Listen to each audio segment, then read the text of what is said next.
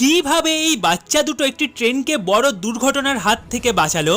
এই ঘটনাটি বাংলাদেশের ঝিনা নামের একটি গ্রামের পাশ দিয়ে রেলওয়ে ট্র্যাকের লাইন গিয়েছে। আর এই গ্রামে থাকা 6 বছরের সিয়াফ হোসেন আর 7 বছরের টিটন আলী বেশিরভাগ সময় রেল লাইনের পাশেই খেলা করত। একদিন এইভাবেই তারা দুজন রেল লাইনের পাশে খেলতে থাকে।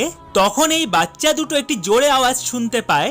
তারপর বাচ্চা দুটো রেল লাইনের কাছে গিয়ে দেখে যে এক জায়গায় রেলের ট্র্যাক ভাঙা রয়েছে। তখন বাচ্চা দুটো দেখে এই লাইন দিয়ে আরেকটি ট্রেন যাবে। বাচ্চা দুটো বুঝতে পারছিল না যে তারা কি করবে। তখন তাদের খেয়াল আসে যে সিয়াফ লাল রঙের মাফলার পরে আছে। তারপর দুজন মাফলার ধরে রেল লাইনে দাঁড়িয়ে পড়ে। এই দেখে লোকো পাইলট ট্রেন দাঁড় করিয়ে দেয়। আর এই ট্রেনে 32টি তেলের ট্যাঙ্ক ছিল। এই বাচ্চা দুটোর জন্য এই ট্রেনটি একটি বড় দুর্ঘটনা থেকে বাঁচলো। তাই পরে বাংলাদেশের রেলওয়ে এই বাচ্চা দুটোকে পুরস্কার দিয়েছে। তো বন্ধুরা, এই বাচ্চা দুটোর জন্য ভিডিওটিতে একটি লাইক দিয়ে চ্যানেলটি অবশ্যই সাবস্ক্রাইব করবেন।